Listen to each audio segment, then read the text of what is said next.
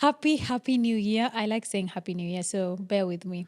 Welcome to another exciting episode of Digital Data Podcast. I'm Cecilia Maundu. I'm a broadcast journalist. I'm a digital security expert. I work at the intersection of technology, human rights, and journalism. And today, our topic is on cybersecurity for small, medium enterprises. So, this episode has been made possible by our good friends from Kiktanet. And Kiktanet is a multi stakeholder think tank for people and institutions interested and involved in ICT policy and regulation. You can find Kiktanet across all social media platforms, and their website is a heaven of resources. Please make sure you check them out. So, without further ado, I'm going to give an opportunity to my guest, who I have really searched for to be on this episode. Yes. So, shows there is still a lot of need for cybersecurity professional because he's extremely busy. And we are so excited to have him. Brian, welcome to the show. Thank you, Cecilia. Good morning, everyone. I hope you're all well. My name is Brian Nyali. I am a lead risk consultant and also lead the digital forensics team for a cybersecurity consulting firm operating within Africa. Thank you for having me. Wow, your description. Wow. Thank you so much for making it to the show. I know it's not been an easy road because of your schedule. We really appreciate, and our friends from Kiktanet speaking on their behalf. Thank you so much. Thank you. So, Brian, we are talking about cybersecurity for small, medium enterprises. Yeah. Let's just give us an overview. How is the cybersecurity? I mean, with the work you do, you work a lot with SMEs. So, how have you seen the trajectory of their cybersecurity practices, their cyber hygiene practices? I'd have to say it's really improved over time. It's really gotten better. When I started working where I'm working, it wasn't as good as I thought it would be, and it's taken a lot of time to build it to where it is. So a lot of education of both the board's management, employees across board, and also even the people who do business with these SMEs to help them understand the need for cybersecurity, why it's important, and why they need to invest in it. So especially the investing in it part, because it may not have direct returns to whatever they're doing as a business. So it's more or less seen as something that takes away rather than adds into the pot. You know, I remember one time, I think it was a Kiktanet function, and someone from your organization said that most of this institution look at IT or cybersecurity as an IT department issue. They're not involved, you know, like the way human resource would do their work, let the IT department do their work. And fortunately, they don't know now because of the era that we are in. Everyone has to be involved. So it's very encouraging to hear that things are changing. Yes. And I'm hoping in the next few years, we are going to be having a very different conversation. So, Brian, what are the most common cybersecurity threats that SMEs or small, medium enterprises should be aware of today? What are the things that they should be very keen about? Traditionally, most of the organizations that were concerned about cybersecurity or security in any sense of it were those in the banking sector, because there was a direct impact on their core business, which is the finances. And because they're banks, they're big, they're regulated by a bigger body, then there's a lot of heat if anything goes wrong. And because of the clientele, people would be able to be up at arms very easily when they see something going wrong and something of the sort. So for the SMEs and other organizations, it wasn't really a primary concern. But as time has shown us, these SMEs have had to go online. They've had to digitize what they do, their services, etc. So they've now introduced their systems, their technology to the internet. And as they do that, there's been an impact on the same, because the same systems that you would use for your own good purposes, there's someone who wants to utilize them for not so good purposes. So financial loss has become a real thing for SMEs, in as much as they may feel that we don't have as huge a pool of money as some organizations, but they're still targeted for that money, because at the end of the day, if someone is trying to get quick money, small or big, it's something they've gotten. To data. We've seen data protection coming into play in the recent years, not just in Kenya, but globally. And now there've been fines left, right, and center targeting even schools in some cases. So we can see that it's no longer targeting the big boys or corporates, but now also small organizations. So they have to take that into account. And aside from financial loss, data loss, there's also interruption of services. Unfortunately, we experienced something as an entire country last year, where services were down. So it does also impact SMEs, because if your clientele can't reach your services, then why are they there? So this is some of the key things that have been affecting SMEs of late, and that they definitely have to be worried about. That brings me to my next question, the issue of data protections. Yes. Which are some of the mechanisms they can do? Because some of them handle a lot of our sensitive data. So what are some of the mechanisms they can do to protect our data? Because, for example, when I go to maybe I'm buying something, or maybe I'm in an M-Pesa shop or something, and I left there my ID, my name, my ID is literally my identity. Yes. So what are some of the things they can do so that we can also avoid getting messages from political campaigns, and you've never even been to that county, and you wonder, how did they get my number? Yeah. So what are some of the mechanisms they can use to protect our information? I think it cuts across board, not just at the SMEs, but when we focus on them, the key things to do in this case would be starting with identifying what kind of data you guys handle or you guys have. So just that step alone gives you some level of visibility as to how bad things are or how good things are. So you'll be able to say, we handle critical and sensitive data. What kind of critical and sensitive data do we handle? That's the first step. We've identified that we do. Now, where does this data sit? Where is it stored within our organization? Which systems is it on? Once you've identified the systems, then now you can go a further step of saying, who has access to the systems?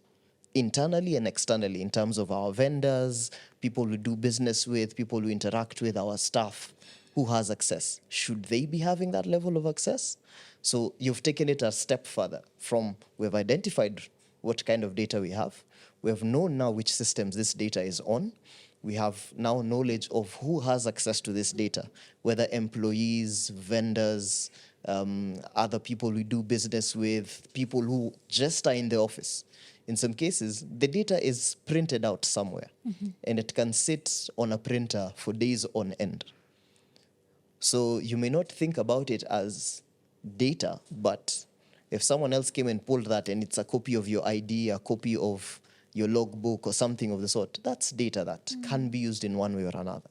Yeah. So identifying what that data is, where it sits, who has access, then now you can start securing it, where you can say, do we have strong passwords for these systems that handle this data? Do we have visibility on who has access to it? Okay, we have X number of vendors. Why do they need access to data set X, data Y, and Z? With that, you can now start fine-tuning those restrictions.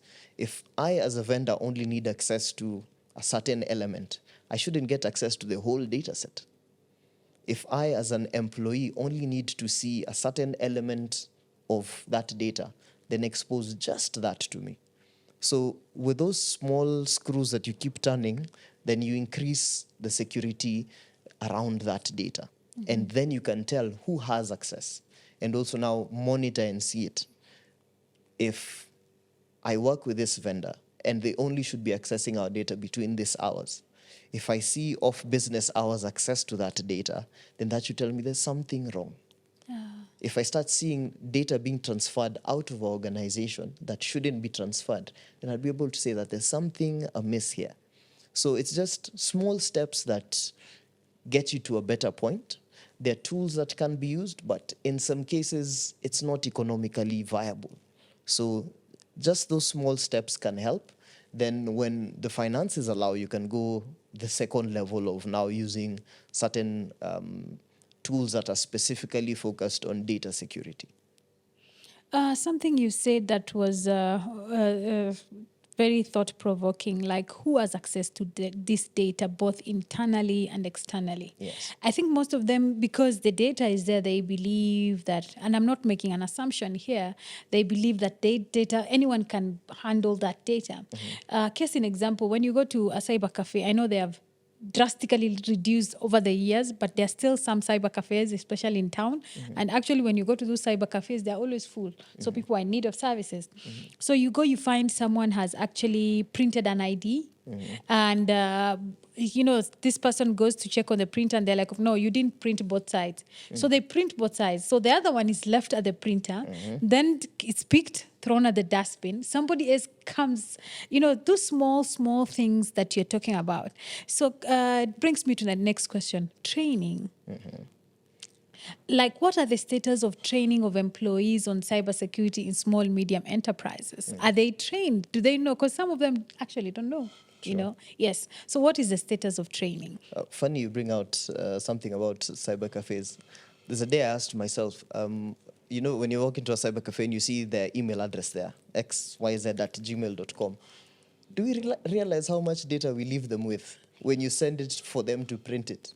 Like, they're left with your ID, your certificates, some people. There's someone I saw who printed their bank plate. I was like, hey, okay, but story for another day. But I think sometimes, let me come to their defense. Sometimes they don't know, because I've also been a victim of that. You go there and you're like, oh, send to this email, because you're in a hurry and you send it. True. And then later is when you're like, oh my goodness, that thing is told in the... Yes, they have it ad infinitum. Yes. The day they decide to delete it is when it will go, but they have access to it. Yeah. So in regards to training, there are a lot of initiatives that have been put in place across board. ICT Authority, KICTANET, specific organizations, even the one I work for, which is Seriano. There's been a lot of education around data security, around information security that's been put out there. Unfortunately, it won't get to everyone. That's a sad reality. Some organizations take it seriously and will enforce that every quarter their employees have to do something in terms of training, either physically or through certain platforms, either a banner or something of the sort that's sent to them, or even set as the background for their desktop that will just highlight certain key elements. But the reality is it's not across board. Not everyone will be trained on information security and the importance. Even if you look at some organizations, they have agents who are out in the field. So at the corporate office, those guys will be trained. But the agents who sit out there, who would ideally handle this sensitive data, your ID, your card, and such kind of things, and your information, they may not get the training as to the data that's sitting in that book where you record all these things is important, and not everyone should have access to it. Two, you've employed someone to sit and handle that. What stops them from giving someone a quote-unquote locum when they need to do 1, 2, or 3 things? And the person they bring in isn't really aware of the sensitivity of what they're handling. So I'll leave, I'll go and handle my business in town, and the person I've left holding fort for me isn't too conversant with such kind of things. So if someone comes and asks to see that book, they can give them the book. Yeah. I mean, if you're given an extra 100, 200, 300,000 shillings to get 10 pages worth of good data that you can use, they'll do it. Yes. So the education can't just end at the corporate level. It has to go beyond. It has to go to those agents in the field. It has to go to the small people who you may not really ideally target for the education, and also channel it in a way that they would understand. We do the banners, we do the videos, but if it's not in a language someone would relate to, if it doesn't make sense or resonate with them, it unfortunately becomes a problem. I know you said that it would not be possible to be able to get everyone, get the information. But how can we also try as much as possible to get it to everyone? Because I keep saying, if there's anything COVID-19 underscored, is the importance of the internet. We went digital. Our lives are digital, So meaning like literally, we are not saying everyone is online because of course the digital divide is still there, very wide. And we know a lot of people have been left behind because of accessibility and all that. But how can we try and get more people, especially people who are actually using this platform? Because we look at the issue of e-governance in Kenya, 5,000 services online, meaning a Kenyan who wants a service has to be online, True. you know. So Yeah. how can we try and get it to everyone? I know Kiktanet has been doing a lot of things, your organization, but also how can we move away from Nairobi? Because I feel like everything we've centered here. How are we getting outside Nairobi? A key thing that I've seen work over the last 2 years, especially targeting SACCOs. Why SACCOs is because SACCOs are a very sweet spot in the SME Yes. sector. They're very key. And they have an immense reach at that level because the people who are in the SACCOs, who more or less are part of the SACCOs, are the everyday person in different sectors away from Nairobi, more or less. These SACCOs have a great reach. And there's some SACCOs I know we've worked with over the past few years, and they're able to call in their members during part of their meetings, their annual AGMs, and they'd have certain things talked to their people about, where they're educated on a few elements around security, around why you shouldn't do this, why you should enable this on your phone to prevent the SIM swap and all these things. And they're able to understand. And once those people understand, as they go out into their everyday jobs, they can share the information with others that they interact with or meet who are facing the same issues.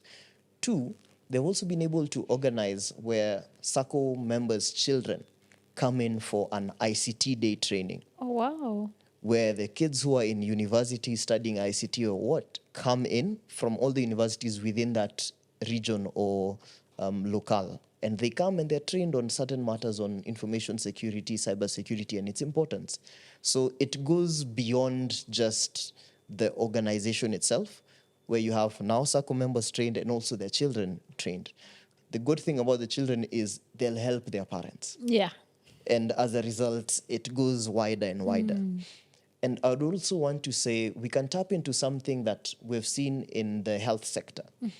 If you look at the health sector, in dealing with the common problems like cholera, etc., typhoid, what they did is they started doing targeting radio because it had a wider reach to certain select groups, where they'd constantly have certain messages targeted at the people who are listening to them because they realized that radio had a broader reach for them. So augmenting all these things to make sure that we get to the end goal, which is educating the masses, it really does help. And I think it will go a really long way. Oh, I mean, I find that concept very interesting of bringing the children and all that, because now it's trying to bring everyone on board. The nice one. So can you provide examples of successful cyber hygiene implementation on SMEs, like real cases that you've seen in this country? One thing I really like to emphasize when it comes to security is basics. I think we look at security as such a complex problem, but we realize that these things are our own basics. If we look at phishing is one of the easiest ways people get targeted. But what does it boil down to? Understanding that you shouldn't click on links. Very simple thing. You shouldn't share passwords. You shouldn't give out certain information.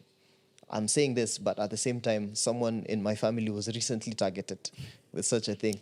And they read out the code to the person who'd called them. It's unfortunate, but it happened. So again, I say it really boils down to the basics. So people in the sectors, the key things, get the basics right. Using strong passwords. One, it's a very good thing. Not sharing pins and passwords with people, very good at the same time. Also being mindful of how you're accessing certain portals. On open internet, without any VPN or anything like that, it's again a problem altogether.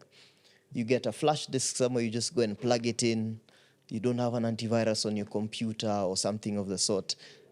It boils down to really the basics. Even when you look at the SMEs, a big challenge they have is licensing of their products. You're using Microsoft, you're using etc. getting a proper licensed version of that is not cheap. Oh, wow. So you'll end up using one that's not well licensed or fully licensed. As a result, there are things that may not work very well. 2, you'll get an antivirus, a free one for 30 days, then you'll get another free one for another 30 days, another free one for another 30 days. It really doesn't improve the security posture. So just getting those basics right, get a good antivirus. If you can't afford the licensed software, there are good open source softwares that also can be used and can provide the same level of access and technology that you need. So I really insist it boils down to the basics. Yeah. Let's go a little bit deeper on open source. Please try and demystify open source, because it's, those tools are there. Yes. And they are not created for profit. They are created for purposes of security and privacy. Sure. But people are yet to know about open source tools. Can you just demystify a bit on open source tools? Well, open source software is created purposefully for that, for anyone and everyone's use. And there's no one who's going to come and knock on your door that you haven't bought a license for this, that, and the other. Now, it does give you the same functionality as this other software, but the reality about open source is it takes some deeper level of understanding in some cases, or just taking the time to find it and making sure that it works for you. Now, some organizations may not necessarily want to invest that time or effort in it, but if you do, you'll actually find that it works. I've worked for organizations that run 100% on open source software, and we've been able to do our business effectively and efficiently without any problem. The time that you'll just need to invest some more time in understanding how it works and just optimizing it for you. Organizations find that as a challenge, because in such cases, the knowledge may sit with one person. So when this one guy in the IT team who had an understanding of all these things leaves and he didn't document anything, then the knowledge has left with that guy. So there's the safety that this other software, anyone can operate with it. But open source software really works. Even for security tooling, you can find tools that give the same functionality as others that are licensed and have very high licensing fees.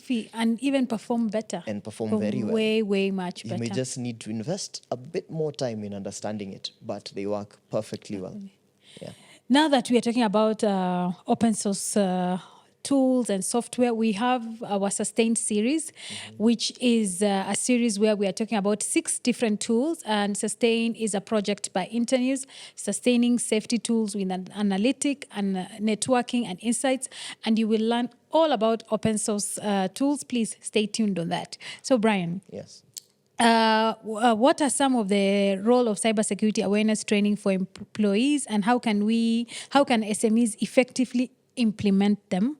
And I'm talking about baby step, because cycling back to your point, when sometime we are doing trainings on digital safety, you start talking about passwords, people look at you like, oh, I thought we were here to learn something very big. Because people think like, oh, passwords, really? Tell me something big. But passwords is your first line of defense. That's what people don't know. It's your first line of defense. Because if they're able to crack your password, then they're able to find like literally every of your information. Yeah. The same with phishing. I don't know if you've experienced that. These messages we keep getting nowadays, oh, if you don't respond on time, your package will not be delivered. And you're like, oh, and you see somebody's like, oh, I had a package I didn't know. Let me click and find out. Before you know it, you've been hacked. Sure. So what are some of the trainings that employers in in SMEs can start with their employees? Because sometimes they do those things because of lack of knowledge. True. There's a lot of lack of knowledge going around, and I really want to emphasize that it shouldn't be specifically targeted at employees alone. The boards and management need to also be roped in. Now we are speaking about spending money. You remember when you said like, oh, they see it as a way of it getting out money but not bringing in money. Yes. But at the same time, I feel there are a lot of partners out here. If you look at CA, if you look at ICT Authority, KICTANET, and the likes, they're offering training for free. They're not charging these organizations. For sure. And it just requires some commitment from the organization to avail their people and they'd be educated. So I think the education should start not only at the employee level, but at the board level. When the board gets to understand the importance of cybersecurity and investing in it and taking time to understand it, then they're able to take a step of holding management accountable on matters cybersecurity. Then management at the same time, when they're aware and they have proper knowledge around it, they're able to also hold their own internal staff accountable. So there's a ripple effect such that everyone is aware and understands why there's an importance in doing these things, not just the employees. Because we understand if I as an employee click that link and this happens, it impacts the organization. If I as a manager, I'm targeted through phishing and I click that link and someone gains access to my mailbox and can issue instructions to a junior employee, then there's an impact. If I as a board member don't understand the importance of cybersecurity and management comes to me with a request for approval for certain vulnerability assessment or to buy a certain tool, if I don't understand the need and its importance, I won't approve it. So there's education that needs to happen at all levels, and it's key because each one of those players or each one of those people plays a very important role. From the person who's interacting with the technology and the people's data and the systems to the person who's giving oversight in terms of management and the board overall.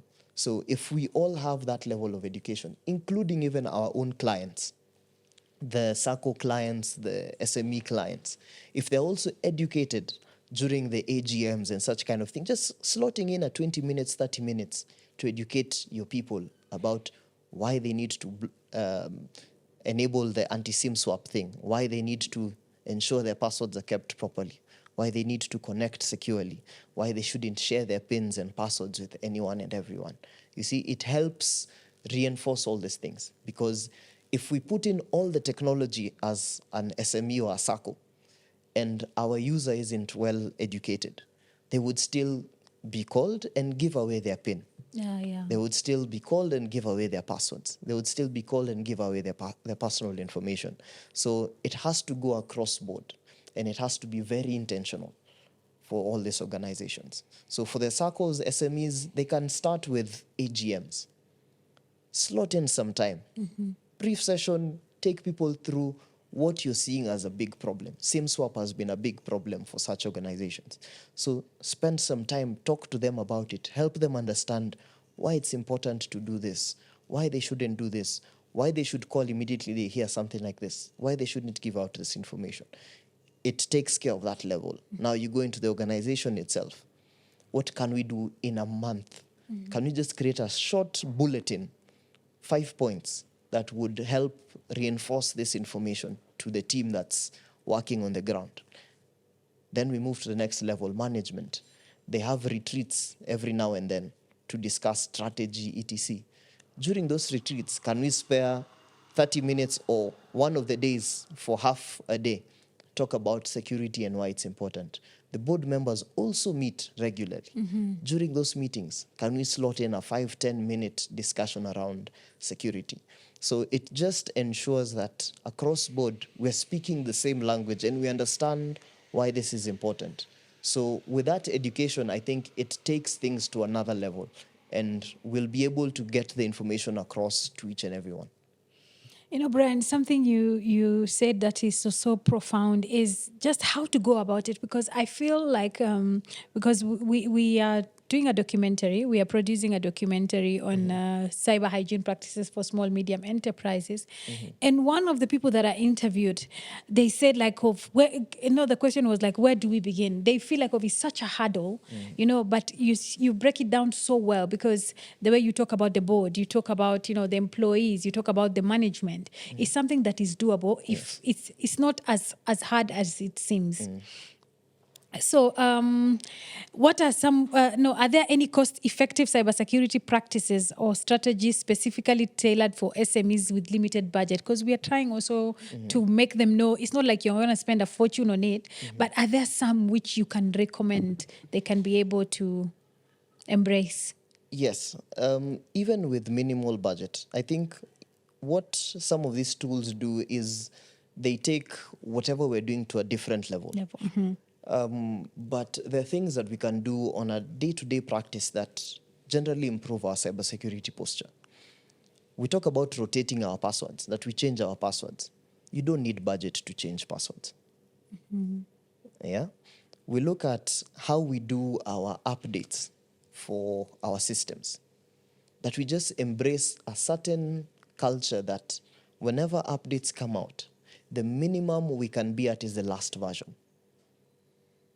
It may not, we can use a tool to help us keep track of it, but for some of the SMEs, they deal with minimal systems. You have 5 at most, 10 in some cases for some of the larger ones. But you can keep track that the systems, we last updated them X number of months ago. Can we regularly have this practice where we go about checking our systems, our software, is it up to date, and we ensure we update it? We look at an antivirus solution.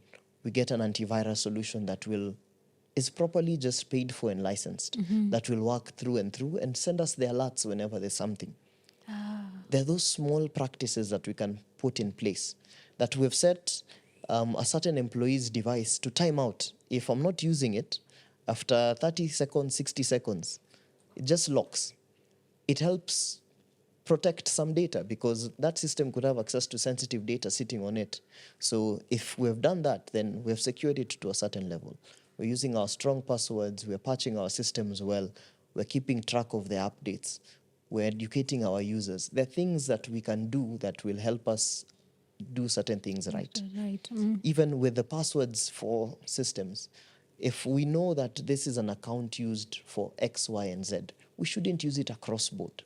You see, you'll find one account being used by 6 people.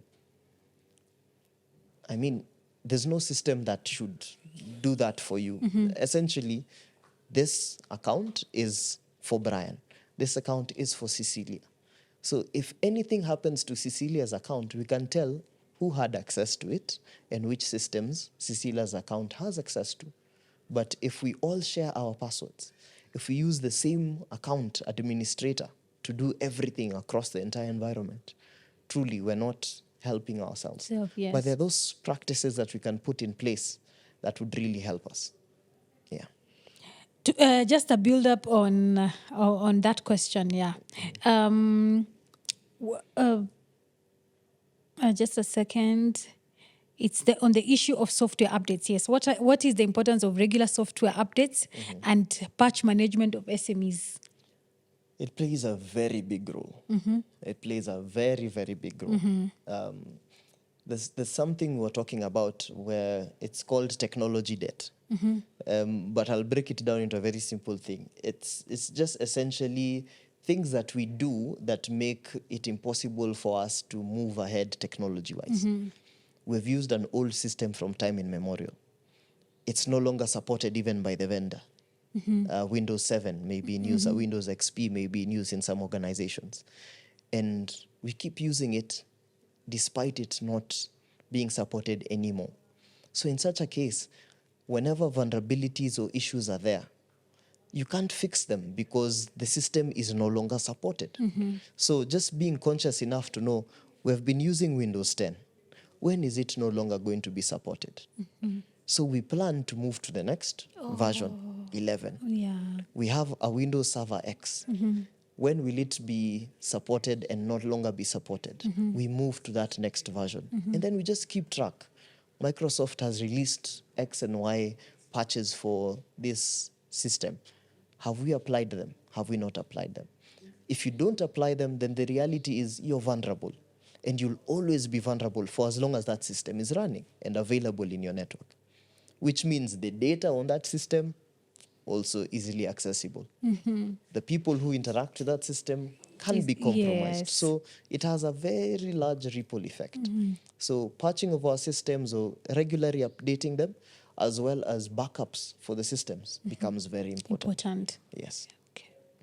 So how can SMEs continuously monitor and evaluate their cybersecurity efforts to ensure they remain effective, With that, I'd say it's 2 sides of a coin. if you have nothing in place, the best place to start is get someone to help. At least get a baseline that you can say, this is how things are looking. This is how bad or this is how good things are. And then come up with a plan, a long-term plan, 5 years more or less, of how you'll continuously improve your security posture and assess it. So for a start, I'd really emphasize on getting an expert to come in and help. There'll always be people who are tailored to those markets. So you'll be able to find someone who's affordable enough to give such kind of input and advice. And now they'll be able to help guide you on what needs to happen. And over time, these organizations can start building their own internal capacity, where we're now educating someone who's within the IT team or something of the sort to become more aware about security, how to test, what to look for, what to observe, what kind of issues and how to handle them, how to deal with incidents, etc., and even start doing the internal user awareness training over time. So first, get someone who's more or less an expert, let them review, let them give you input on what needs to happen, and then now you take it up internally in terms of capacity building so that there's someone internally responsible for security within the organization. They're the ones who make sure that these patches are done. They're the ones who are making sure updates are done. They're the ones who are making sure backups are done. User awareness training is done. And such kind of things are also reported to management and in turn to the board. So over time, you'll build the culture internally and build capacity internally. But at first, you may need external help. Then as time goes by, you build the capacity internally. You can even do there's some organizations that do the assessments fully internally. Oh, wow. And now they'll only require an external expert whenever they need to report to the regulatory body, that is like SASRA or CBK in such kind of cases. Thank you for that. So as we come to the tail end of this conversation, Yes. Can you recommend any reliable resources or organization that SMEs can turn to for further guidance on cybersecurity? Affordable ones. That's a very difficult one. Just But try. the very honestly, there are very many. KICTANET does a lot in terms of educating people. A lot. I've seen CA do a lot as well. And that's even on the government side. CA, ICT Authority, SASRA, CBK, they've been really instrumental in putting out information, having forums that people can discuss. We've seen ISACA, ISPAC, and all these organizations try and do this. Even the SACOs have their own annual meetups where they invite different partners to come and share information. Tatua Digital Resilience has also been doing a lot and putting out even tools and such kind of things. I know also the organization I work for has been trying to really work with the SMEs and small organizations, that's Seriano. I think there are very many. It's just that we have not put that information out there as much as we'd have liked to. But there are very many organizations that are out here and willing to help and hold these organizations' hands to get them to a more secure and resilient step or phase within their structures. And it's very good to know that there are organizations out there, because also people need to know where they can go for help when they need it. Yes. Very true. So Brian, what is the one thing that you would want to say as we conclude this interview? I'd like to say to the SMEs, please keep taking this seriously. Please keep investing more in terms of time, knowledge, and also financially in improving the security posture. There's a lot that has been done right, but there's still more that needs to happen. But I'm really happy to see how far things have come and where we're yet to go. I think that's the most encouraging part of this conversation, because, you know, as I say, we are doing a documentary that is KICTANET, and when you interview them, you are left to wonder, my goodness, what's happening here? Because you see the digital habits are quite poor. But when you say that we are improving, then there's actually a lot of hope, because as we said, literally everyone has no choice but to embrace the issue of the digital platform. That means cybersecurity issues have to be there. So Brian, on behalf of KICTANET, KICTANET, thank you so much. On behalf of Digital Data, thank you so much for making the time. Thank you so much. So, as I said when we began this episode has been made possible by our friends from KICTANET. KICTANET is Kenya ICT Action Network. Kenya ICT Action Network. It's a multi-stakeholder think tank for people and institutions interested and involved in ICT policy and regulation. Please check out their website. They have amazing resources. As Brian kept saying, KICTANET is one of the places that you can go as a small, medium enterprises, and you'll find so much information on your cyber hygiene practices. So thank you so much, and see you on the next episode.